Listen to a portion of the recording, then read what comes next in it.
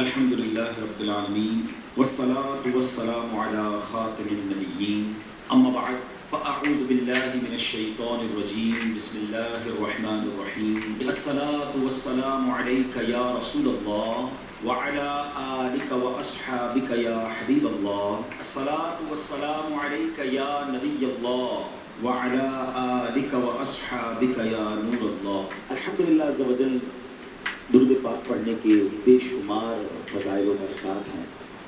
ایک بہت ہی خوبصورت حدیث پاک ہے، میرے آقا علیہ الصلوۃ والسلام فرماتے ہیں من صلی علیہ صلاۃ واحدۃ صلی اللہ علیہ عشرہ، جو کوئی شخص مجھ پر ایک بار درود پاک پڑھے اللہ کریم اس پر اپنی 10 رحمتیں نازل فرمائے۔ من صلی علیہ عشرا صلی اللہ علیہ مئۃ، جو مجھ پر 10 بار درود پاک پڑھے رب کریم اس پر 100 رحمتیں نازل فرماتا ہے۔ پھر فرمایا ومن صلی علیہ مئۃ صلی اللہ علیہ الفا، جو مجھ پر 100 بار درود پاک پڑھے اللہ اس پر 1000 رحمتیں نازل فرماتا ہے۔ کاروباری لوگ بیٹھے ہیں، ہم نارملی اپنے سرمایہ کو ملٹیپل کرنے کی کوشش کر رہے ہوتے ہیں، اس کی ملٹیپلیکیشن دیکھیے، ایک درود 10 رحمتیں، 10 درود 100 رحمتیں، 100 درود 1000 رحمتیں۔ اگر میں اور آپ چاہتے ہیں کہ دن رات مجھ پر رحمتوں کی برسات رہے، میری سیکیورٹی رہے، میں گھر سے جاؤں تو خیر سے جاؤں، خیر سے واپس آؤں، تو درود پاک کو اپنا ورد بنائیے۔ مگر اس حدیث کا جو اگلا پارٹ ہے نا وہ اور بڑا ہی خوبصورت ہے۔ آقا فرماتے علیہ الصلوۃ والسلام ومن صلی علیہ الفا، جو مجھ پر 1000 بار درود پاک پڑھے زحمت کتفہ کتفی علی باب الجنہ، آقا فرماتے جنت کے دروازے پر اس کا کاندھا میرے کاندھے سے چھو رہا ہو۔ آپ ذرا سمجھیے، کاندھے سے کاندھا کس سے چھوتا ہے؟ امام صاحب اعلان کرتے ہیں مسجد میں ذرا کاندھے سے کاندھا ملا کر سفید سیدھی کر لیں، ویری نیکسٹ ٹو می، جو بالکل مجھے میرے برابر میں ہوتا ہے نا، میرا کاندھا اس سے ٹچ ہوتا ہے۔ میں تو وہ امتی ہوں، وہ غلام ہوں جو تمنا رکھتا ہوں کہ آقا علیہ السلام اپنے پیچھے پیچھے جنت میں لے جائیں تو بھی میرا بیڑا پار۔ مگر ادھر سے کرم نوازی دیکھیں کہ آپ فرما رہے ہیں کہ میرے ساتھ جنت میں ایسے جائے گا کہ اس کا کاندھا میرے کاندھے سے چھو رہا ہے۔ یہ ہے درود پاک۔ تو بہرحال درود پاک it's a beautiful way to spend your time with رحمہ ود برکہ، جتنا ہو سکے درود پاک پڑھتے رہیں۔ آئیے مل کر محبت کے ساتھ بآواز بلند درود پاک پڑھ لیں، صلو علی الحبیب صلی اللہ تعالی علی محمد صلی اللہ علیہ وسلم۔ 10 رمضان مبارک ہماری امی حضور ام المومنین حضرت خدیجہ الکبریٰ رضی اللہ تعالی عنہا کا یوم بھی ہے۔ آپ کا وصال نبوت کے 10ویں سال 10 رمضان مبارک کو ہوا۔ یہ وہ عظیم ہستی ہیں، سبحان اللہ، میرے آقا علیہ الصلوۃ والسلام ان سے اتنا پیار فرماتے اور نبی پاک علیہ الصلوۃ والسلام کو جس طرح انہوں نے سپورٹ کیا، یہ اسلام کے ابتدائی ایام تھے، یعنی ہماری خواتین کے لیے وہ رول ماڈل ہیں کہ اپنے شوہر کے ساتھ برتاؤ کیسا ہونا چاہیے، اور اسپیشلی ٹف ٹائم میں آپ طیبہ، طاہرہ، زاہدہ، صدیقہ، اور آپ عظیم ہستی ہیں کہ نبی پاک علیہ الصلوۃ والسلام کی جو پہلی زوجہ ہیں وہ آپ ہیں، اور جب تک آپ نبی پاک علیہ الصلوۃ والسلام کی زوجیت میں رہی، میرے آقا علیہ الصلوۃ والسلام نے کوئی دوسرا نکاح نہیں فرمایا۔ ایک اور خوبصورت بات کہ پیارے آقا علیہ الصلوۃ والسلام کی تمام اولاد میں سوائے حضرت ابراہیم کے جتنی اولاد ہے وہ سب حضرت خدیجہ الکبریٰ رضی اللہ تعالی عنہا سے ہے، اور سبحان اللہ رہتی دنیا کے سیدوں کی نانی جان جو ہیں وہ حضرت خدیجہ الکبریٰ رضی اللہ تعالی عنہا ہے۔ جنت المعلیٰ میں آپ کا مزار شریف موجود ہے، مکہ مکرمہ میں۔ اللہ تربت حضرت خدیجہ پر اپنی کروڑوں رحمتوں کی بارش نازل فرمائے اور ان کے صدقے ہماری مغفرت فرمائے، اور ہماری ماؤں بہنوں کو ان کی سیرت سے اپنی زندگی میں امپلیمنٹیشن کرنے کی توفیق عطا فرمائے۔ چونکہ بات خاندان نبوت کی ہوئی ہے اور سبحان اللہ، آئیے اسی خاندان کی نسبت سے میں ایک بڑا ہی ایمان افروز آپ کو واقعہ سناتا ہوں۔ اس ایک واقعے میں ہم سب کے لیے بہت کچھ ہے۔ ماجرا یہ تھا کہ مولا علی شیر خدا کرم اللہ تعالی وجہ کریم کے گھرانے میں 5 افراد تھے، بی بی فاطمہ خاتون جنت، حضرت امام حسن، حضرت امام حسین، اور ان کا ایک غلام تھا، اس کا نام تھا حارث۔ یہ 5 افراد رہتے تھے، اور 3 دن گزر گئے ان کے پاس کھانے کو کچھ نہیں تھا۔ 3 دن تک فاقہ ہے، کھانے کو کچھ نہیں۔ خاتون جنت بی بی فاطمہ رضی اللہ تعالیٰ عنہ نے مولا علی سے کہا، اے علی جا کر میرا یہ لباس بیچ کر آ جاؤ۔ ذرا میں تھوڑا سا واقعہ یہ بریک کرتا ہوں، ہم ساتھ ساتھ سیکھتے بھی جائیں گے تو انشاءاللہ آج بیان میں آنے کا مقصد بھی پورا ہو جائے گا۔ یہ گھرانہ کون سا ہے؟ یہ میرے آقا کا گھرانہ ہے، یہ نبی پاک علیہ الصلوۃ والسلام کی جگر کا ٹکڑا بی بی فاطمہ رضی اللہ تعالیٰ عنہ کا گھر ہے۔ کے بارے میں نبی پاک فرمائے جس کا میں مولا اس کا علی مولا، یعنی اس قدر عظیم گھرانہ. اور سرکار دو عالم علیہ السلام کے پاس نعمتوں کی کوئی کمی؟ آپ تو وجہ تخلیق کائنات ہے نا. نبی پاک علیہ السلام ہی از the reason of the all creation. خود فرماتے ہیں کہ اگر میں چاہوں تو یہ مکے کے پہاڑ سونے چاندی کے بن کر میرے ساتھ چلنا شروع ہوگا. اتنا اتھارٹی ہے. مگر 3 دن سے کھانے کو نہیں ہے. مگر اس گھرانے میں شکوہ بھی نہیں ہے، اس گھرانے میں کمپلین بھی نہیں ہے. تو اس گھرانے کو حال دیکھیں کہ 3 دن کا فاقہ ہے. کیا کبھی ایسا ہوا کہ ہم میں سے کسی نے اپنا لباس بیچا ہو کھانے کے لیے؟ خاتون جنت، جنتی عورتوں کی سردار، آپ کہہ رہی ہیں مولا علی شیر خدا کو کہ جا کر میرا لباس سیل آؤٹ کریں اور کچھ کھانے کو لے آئیں. سبق مل رہا ہے کہ اگر کبھی زندگی میں کوئی تکلیف آ جائے، کبھی کوئی جناب ہماری چیزوں میں کمی ہو جائے تو شکوے نہیں کرنے، صبر کرنا ہے. ہمیں تو جناب تھوڑا سا کاروبار ڈاؤن ہو جائے، تھوڑی مارکیٹ ڈاؤن ہو جائے، تھوڑا سا جناب کوئی نقصان ہو جائے تو ہمارا تو چہرہ ہی بتا دیتا ہے کہ لگتا ہے بہت بڑا لاس ہو گیا ہے. نہیں جناب، زباں پر شکوے رنجو علم لایا نہیں کرتے، زباں پر شکوے رنجو علم لایا نہیں کرتے، نبی کے نام لیوا غم سے گھبرایا نہیں کرتے. اگر آگے سنیے مولا علی شیر خدا کرم اللہ کا وجہ الکریم، وہ لباس مارکیٹ میں جا کے سیل آؤٹ کرتے ہیں. وہ لباس بکتا ہے 6 درہم. ٹھیک ہے، اب لاجک تو یہ کہتی ہے کہ 6 درہم کا اناج خریدیں اور گھر والوں کے لیے کھانا لے کر جائیں. اسی دوران ایک سائل آ جاتا ہے، ایک اللہ کا بندہ آتا ہے، کہتا ہے اے ابو الحسن میں بہت غریب ہوں، مجھے اللہ کے نام پہ کچھ دے دیں. اچھا اب ہم جیسا کوئی آدمی ہوتا تو 6 میں سے چلیں، اگر بہت سخاوت بھی ہوتی تو چلے 1 درہم اسے دے دیتا. مگر یہ گھرانہ کیسا گھرانہ ہے، سخاوت کیسی ہے اس گھرانے میں. مولا علی شیر خدا نے 6 کے 6 درہم اس فقیر کو دے دیے. اگین ایمپٹی ہینڈڈ، سب دے دیے. تھوڑا آگے چلے تو ایک عربی آیا اور آ کر کہتا، اس کے پاس اونچنی تھی، کہ اے ابو الحسن، مولا علی کی یہ کنیت تھی، یہ اونچنی خریدو گے؟ مولا علی کہتے میرے پاس تو پیسے ہی نہیں. تو کہا ادھار خریدو. تو کتنی کی دینی ہے؟ کہ 100 درہم. آپ نے اونچنی خریدی. تھوڑا اور آگے گیا تو ایک اور عربی آیا، ایک اور عربی شخص کہتا ہے اے علی یہ اونچنی بیچنی ہے؟ کہا بیچنی؟ کہ کتنی کی خریدی ہے؟ کیسا کوشچن ہے. بزنس کمیونٹی کے لوگ بیٹھے ہیں نا، ہم سے تو پوچھ لیں آپ کی کاسٹ کیا ہے. اس کے بعد تو جناب وہ کلابیں لگتی ہیں، بھائی اللہ کی قسم تیری تو کاسٹ ہی اتنے کی ہے. اچھا ہمیں سمجھ نہیں آتی، بندہ پہلے کاسٹ 1000 روپے بتاتا ہے، تھوڑی نیگوشیشن کرو تو 950 روپے آ جاتا ہے. یار ابھی تو آپ قسمیں کھا رہے تھے میری 1000 کی کاسٹ ہے. ہمارا یہ حال ہے. مولا علی شیر خدا گھر میں کھانے کو کچھ نہیں ہے، آپ فرماتے ہیں 100 درہم کی خریدی. سچ کو آنچ نہیں ہے. وہ بندہ کہتا ہے 160 کی دینی ہے. آپ نے بالکل دینی 160 آپ نے سیل کر دیا. تھوڑا آگے گئے تو پہلے والا جو عربی تھا وہ آیا، کہ علی وہ اونٹنی کہاں گئی؟ میں نے بیچ دی، اب میرے پیسے دے دو. آپ نے 100 درہم دے دیے. خوشی خوشی گھر آئے اور بی بی فاطمہ کے ہاتھ میں 60 درہم رکھ دیے. خاتون جنت کہتی ہے علی میرا جوڑا اتنا قیمتی تو نہیں تھا کہ 60 درہم کا بک جاتا. سنو مولا علی کہتے ہیں میں نے اللہ سے تجارت کی ہے، میں نے اللہ سے کاروبار کیا ہے. 6 ملے تھے وہ اللہ کی راہ میں خرچ کیے، اللہ نے مجھے 60 لوٹا دیا ہے. اب سنیے، اب آگے سنیے اس کی اور اس واقعے کا خوبصورت ٹرن اور سنیے گا، ایمان تازہ ہو جائے گا. اس گھرانے کی شان کیا ہے. اعلیٰ حضرت امام اہل سنت لکھتے ہیں نا، کیا بات رضا اس چمنستان کرم کی، کیا بات رضا اس چمنستان کرم کی، زہرا ہے کلی جس میں حسین اور حسن کو. یہ گھرانہ ہی چمنستان کرم ہے. اب جب صبح بارگاہ رسالت میں گئے تو نبی پاک علیہ السلام کو یہ بتاتے، مولا علی بتاتے. اس سے پہلے سرور کائنات علیہ السلام سوال کرتے ہیں اے علی تمہارا کل تمہارے ساتھ جو معاملہ ہوا تم جانتے ہو کیا تھا؟ مولا علی کہتے ہیں اللہ عالم و رسول عالم، حضور آپ ہی بتا دیں معاملہ کیا تھا.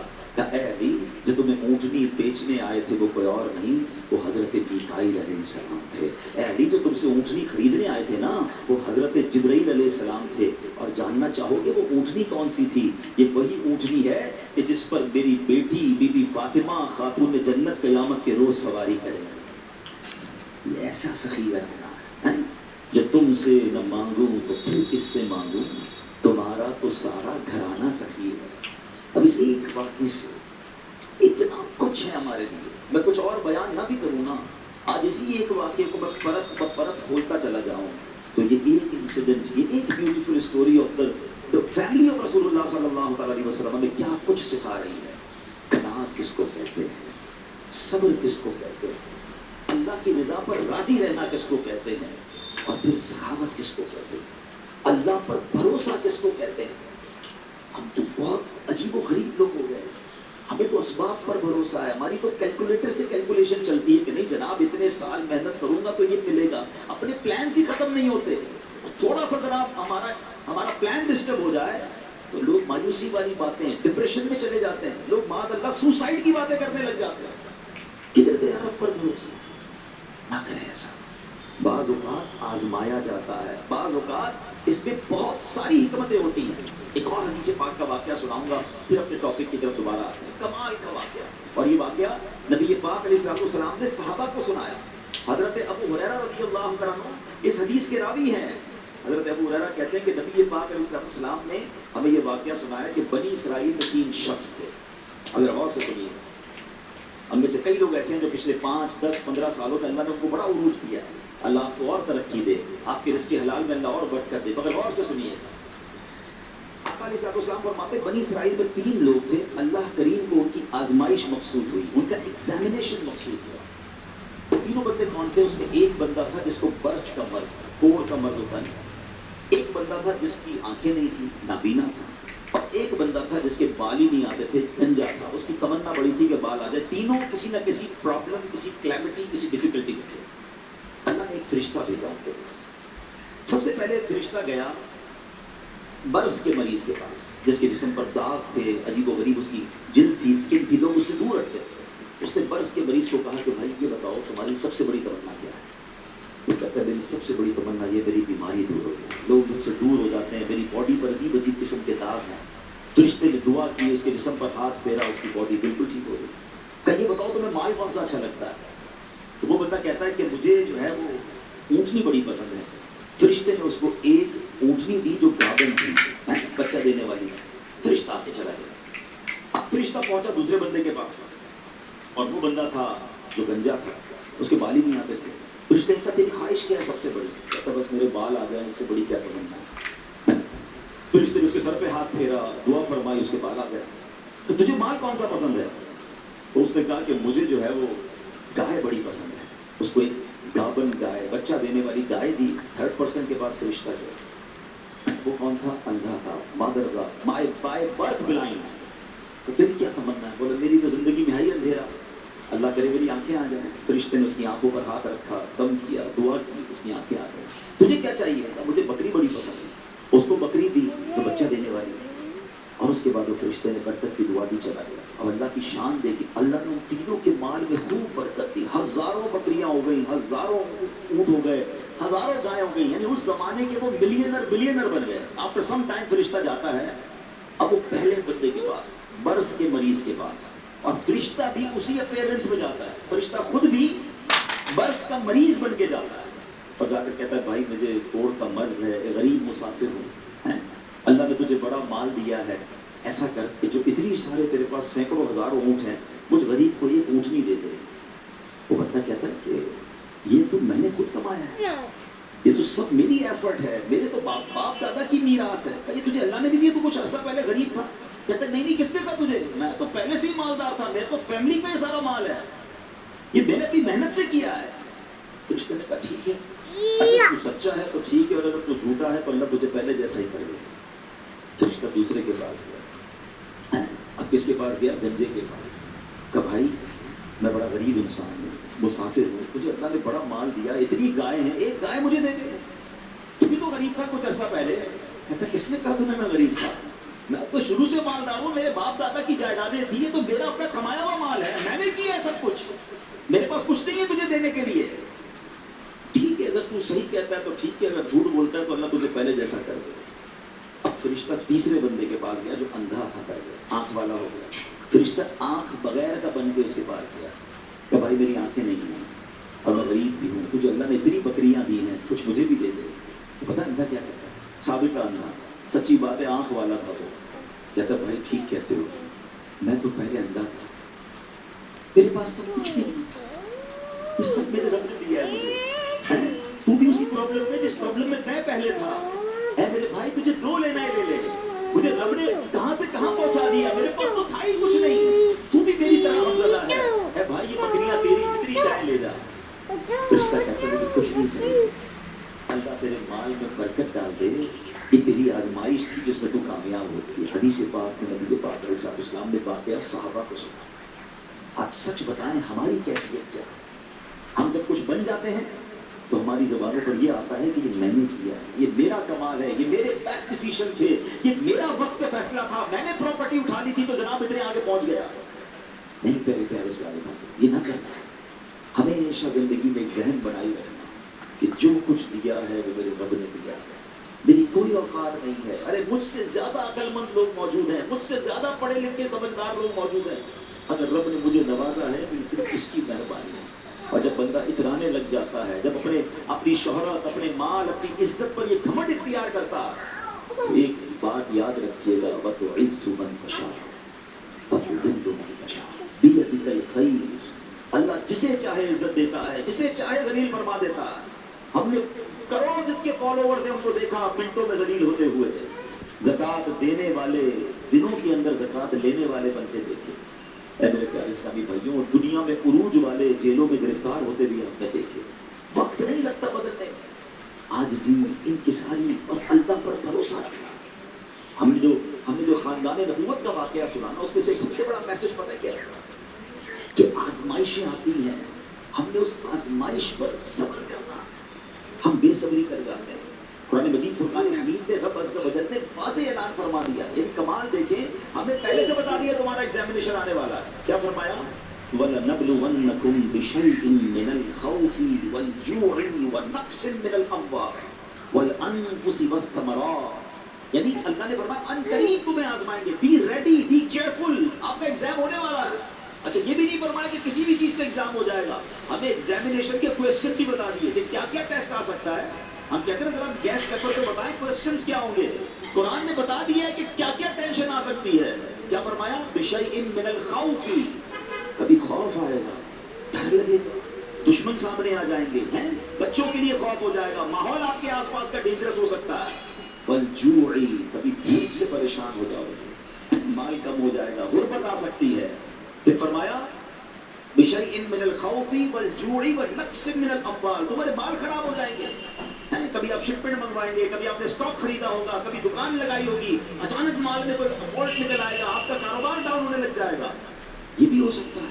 وَالْأَنفُسِ وَالثَّمَرَاتِ. تمہارے جسموں میں پرابلم آ سکتی ہے, ہم بیمار ہو سکتے ہیں, ہماری باڈی میں پرابلم. بندہ کہتا ہے چلتے چلتے بیمار ہو گیا, every thing is going good, اچانک کون سا وائرس نکل آیا. یہ ٹینشن, یہ امتحان ہونا ہے.